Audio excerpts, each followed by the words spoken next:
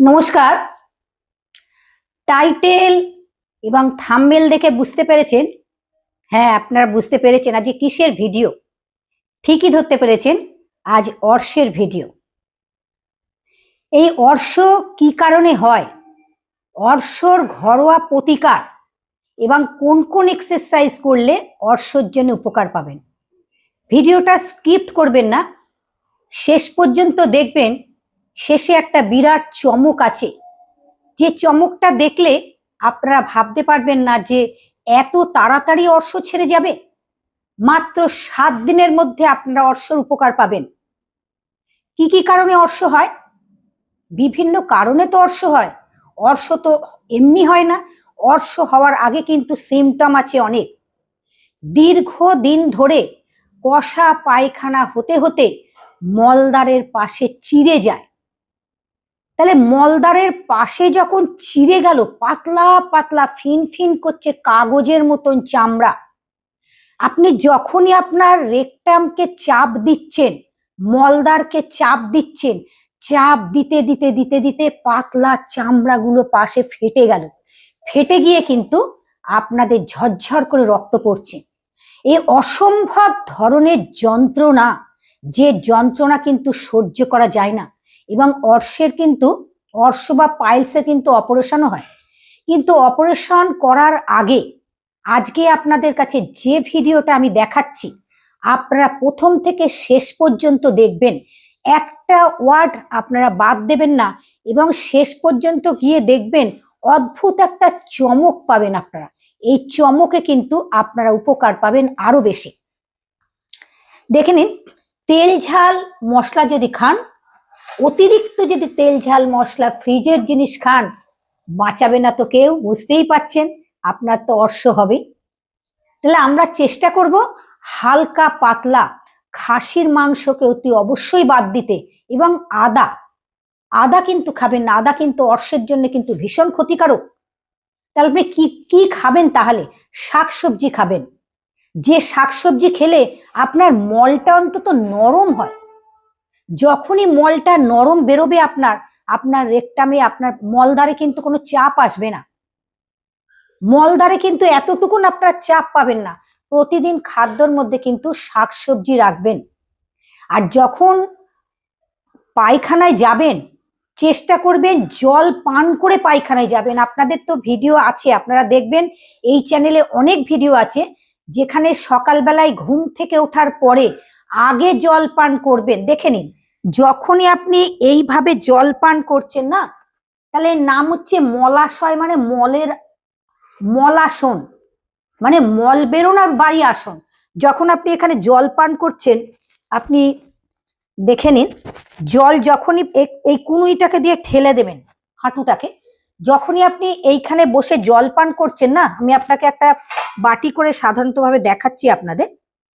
ধরুন এটা জলের গ্লাস, এই জলটা যখনই পান করছেন, 2-3 গ্লাস জল পান করার পর আপনার মলে চাপ এলো, তাহলে আপনারা নিয়ম মানুন। নিয়ম মানলে তো অর্শ আপনাদের হবে না। না, জল খাওয়ারও নিয়ম আছে। এবার দেখুন, অনেকে বসতে পারে না এইভাবে, দরকার নেই তো বসার, কিন্তু আপনি সোফায় বসে, বিছানায় বসে, টুলে বসে, যেখানে পারবেন সেখানেই বসবেন। বসে কিন্তু ঠিক এইভাবেই জল পান করবেন। তাহলে অর্শ থেকে অন্তত রেহাই পাবেন, মুক্তি পাবেন। 7 দিনের মধ্যে আপনাদের অর্শ ভালো হবে, গ্যারান্টি একদম। দেখে নিন, এইভাবে জল পান হয়ে গেলে আপনারা সাথে সাথে কিন্তু বাথরুমে চলে যাবেন। যেই আপনি বসবেন না, ফস করে আপনার মলটা বেরিয়ে যাবে। তাহলে এতটুকু কষ্ট হবে না। আর যাদের কষা পায়খানা আছে তারা ইসবগুল খেতে কিন্তু ভুলবেন না। ঠিক রাত্রিবেলা শুতে যাওয়ার আগে 1 গ্লাস জলের মধ্যে 1 চামচি ইসবগুল ভিজিয়ে দেবেন। পরের দিন সকালবেলা সেই ইসবগুলটা খাবেন ঘুম থেকে উঠে, অথবা রাত্রে শোয়ার আগে ইসবগুল খেয়ে শোবেন। আপনার এতটুকুন কষ্ট হবে না। 7 দিনের মধ্যে আপনার অর্শ থেকে মুক্তি পাবেন। দেখে নিন, আপনারা অর্শর ঘরোয়া জিনিস কি করবেন। দুধ নেবেন। দেখুন, আমি দুধ নিয়েছি, এই দুধটা আমি জাল দিয়ে নিয়ে এসেছি এবং দুধটা কিন্তু ঠান্ডা। একটা লেবু কাটবেন। কতটুকুন লেবু কাটবেন, কতটা লেবু দেবেন দেখে নিন। মাথায় রাখবেন, দুধ জাল দিয়ে খাবেন অতি অবশ্যই, কিন্তু লেবুটা যখন দেবেন আপনি দেওয়ার সাথে সাথেই কিন্তু দুধটা পান করে নেবেন। এই দুধটা যদি পান করে নেন, আমার আবার কানটা কোথায় পিঁপড়ে লেগেছে, দুধটা যদি সাথে সাথে পান করেন আপনি অর্শ থেকে ভালো থাকবেন। কিন্তু এই দুধ আপনি গরম দুধ গরম বলতে গরম করে নিয়ে ঠান্ডা করবেন, ঠান্ডা করে তার মধ্যে লেবু দেবেন, মাথায় রাখবেন দুধ যেন না কাটে। এবং আপনি ঠান্ডা দুধ, একদম ঠান্ডা দুধের মধ্যেও লেবু দিয়ে পান করতে পারেন, সাথে সাথে পান করবেন। দেখে নিন, এই যে আমি দুধের মধ্যে লেবু দিচ্ছি না, এই লেবু দিয়ে দুধটা যখন পান করবেন সেই দুধটা যেন না কেটে যায়, সাথে সাথে নিয়ে এইভাবে দুধটাকে পান করে নেবেন। এটা আপনি 7 দিন করে দেখবেন, উপকার পাবেন, একদম মারাত্মক উপকার পাবেন। দেখে নিন পরের রেমেডি, হোম রেমেডি এগুলো। দেখুন একটা ছোবড়া নিয়েছি আমি, এই ছোবড়াটাকে আমি ভালো করে লক্ষ্য করুন আমি কিভাবে করছি হোম রেমেডি গুলো। আর শেষের যে হোম রেমেডি আছে এটা আরো চমক আছে, যার জন্য আপনারা আজকের ভিডিওটা একদম স্কিপ করবেন না, প্রথম থেকে শেষ পর্যন্ত দেখবেন। দেখে নিন, আমি আজকের এই যে একটা নারকোল দেখবেন, যেটা আমরা বাজার থেকে নারকোল কিনি না, কেনার আগে যে ছোবড়া থাকে নারকোলটাকে ছাড়াবার সময়, এই ছোবড়াটাকে এইভাবে ধরিয়ে নেবেন। দেখুন আমি ছোবড়াটাকে ধরিয়েছি, ভালো করে ধরাচ্ছি, একটু আপনারা সময় দিন আমাকে, পেরে যাব।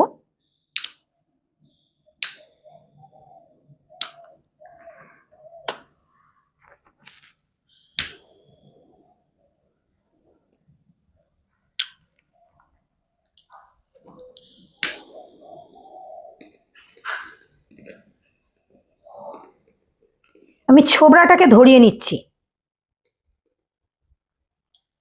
এটাকে বলা হয় ছোবড়া, এটা দিয়ে আপনার ধুনো দিতে হয়। আর একটুখানি ছোবড়াটাকে পোড়াতে হবে, হয়ে গেছে। দিয়ে আমি এই থালাটার মধ্যে রাখলাম, আপনারা একটুখানি দেখুন ভালো করে ভিডিওটা, স্কিপ করবেন না আজকের ভিডিও, অর্শর জন্য ভীষণ উপকার পাবেন। আমার একটুখানি কম হয়ে গেল, আমি আরেকটু নিয়ে নিই, তাহলে আপনাদের দেখাতে একটু সুবিধে হবে, আপনারা বুঝতেও পারবেন।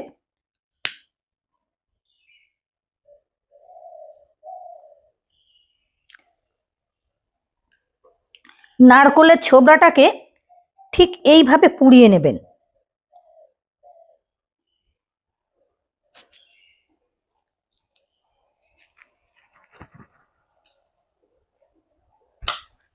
আমি পুড়িয়ে নিলাম,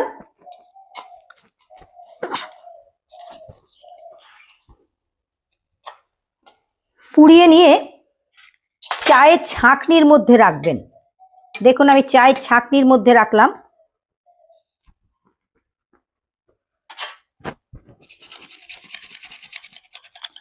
ছোবড়াটা পড়ছে, একটু খেয়াল করে দেখুন আপনারা। এই যে আমি ছোবড়াটা চেলে নিলাম, আমি একটুখানি করে দেখালাম আপনাদের। এই যে ছোবড়াটাকে আপনারা লক্ষ্য করুন, ছোবড়াটাকে পুড়িয়ে নেওয়ার পরে আমি চেলে নিয়েছি, চেলে নিয়ে এই যে মিহি অংশটা বেরিয়েছে এটা আপনারা আরেকবার চালবেন। দেখে নিন, এটা আপনারা আরেকবার চেলে নেবেন, যত আপনারা মিহি করতে পারবেন তত উপকার পাবেন বেশি।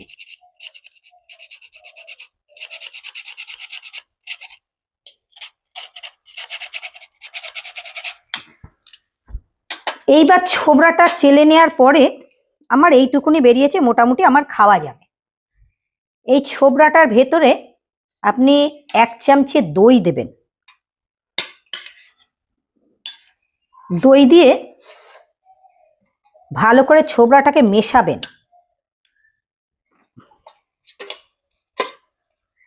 দেখুন ভালো করে আমি দইটা ছোবড়াটার সাথে মেশালাম,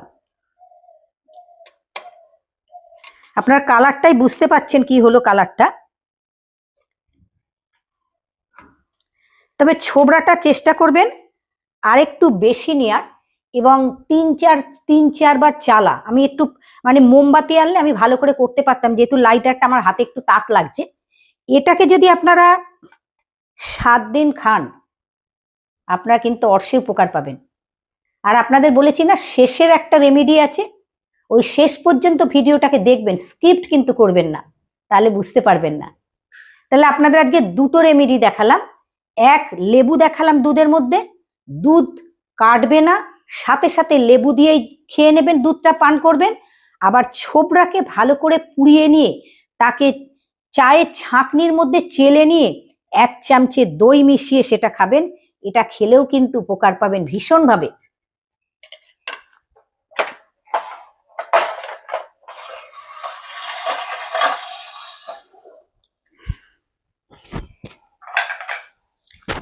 এবার দেখুন আপনারা কোন কোন এক্সারসাইজ করবেন। এইভাবে বসবেন, ঠিক এইভাবে। এটাকে বলা হয়, আপনাদের তো দেখি বলে দিলাম, এটা মলাসন। মল আসন মানে মলের আসন, মল বেরোবার আসন। যত মল আসন করতে পারবেন ভালোভাবে তত কিন্তু উপকার পাবেন কিন্তু বেশি। তারপরে দেখুন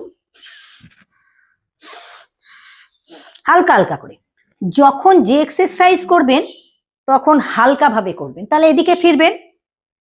এই এক্সারসাইজ আপনারা একটু বেশি করে করবেন, যত করতে পারবেন উপকার পাবেন কিন্তু তত বেশি। ধীরে ধীরে এইভাবে শুয়ে পড়বেন, শুয়ে পড়বেন, দুটো পাকে হালকা করে টেনে নিয়ে আসুন। এইভাবে প্রথমভাবে পাকে নিয়ে আসুন আপনার কাছে, নিয়ে আসার পরে দুটো হাত এইভাবে রেখে এখানে 30 সেকেন্ড রাখুন। 30 সেকেন্ড কাউন্ট করুন, যত এখানে রাখতে পারবেন তত উপকার পাবেন বেশি। 1 2 3 4 5 6 7 8 9 10 11 12 13 14 15 16 17 18 19 20 21 22 23 24 25 26 27 28 29 30। শ্বাস নিতে নিতে পা জায়গায় রেখে দিন,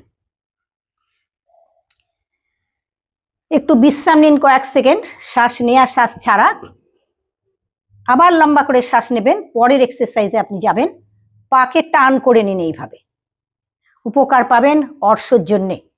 1 2 3 4 5 6 7 8 9 10 11 12 13 14 15 16 17 18। পরের এক্সারসাইজ, লম্বা করে শ্বাস নিন, টান করে রাখবেন এইভাবে।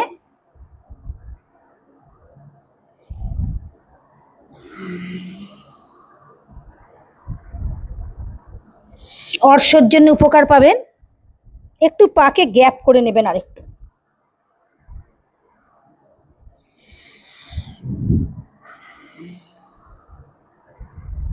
ধীরে ধীরে ধীরে ধীরে চলে আসবেন, বসে নেবেন এইভাবে। দুটো পা ঠিক যেভাবে রেখেছি এখানেই রাখবেন পা। অর্শর এক্সারসাইজ।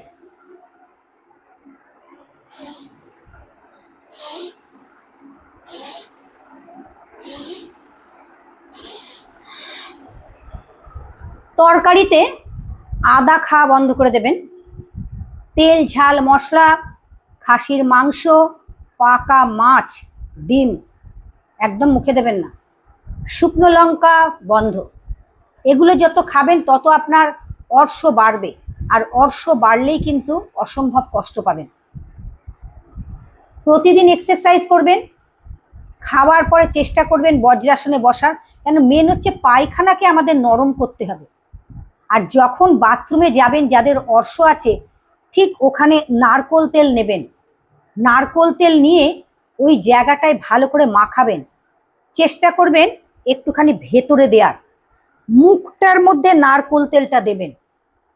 আপনার এখানে যখনই পায়খানার যখন আপনি চাপ দেবেন সাথে সাথে কিন্তু আপনার মল কিন্তু সুন্দরভাবে বেরিয়ে যাবে, কেন আপনি নারকোল তেল দিয়ে ওই জায়গাটাকে নরম করেছেন।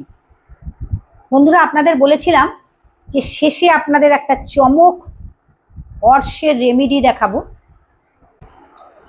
আপনাদের দুটো রেমেডি দেখিয়েছি। দুধের মধ্যে লেবু দিয়ে সাথে সাথে খাওয়া, কাটবে না। ছোবড়াকে পুড়িয়ে নিয়ে দইয়ের সাথে মাখিয়ে নিয়ে খাবেন, দুটোই কিন্তু উপকার পাবেন। শেষের চমক, একটা কাঁঠালি কলা নেবেন, কলাটা অর্ধেক করবেন। দেশি কর্পূর আছে, যে কর্পূর 1500-1600 টাকা দাম, ওই কর্পূর কলার মধ্যে গেঁথে দেবেন।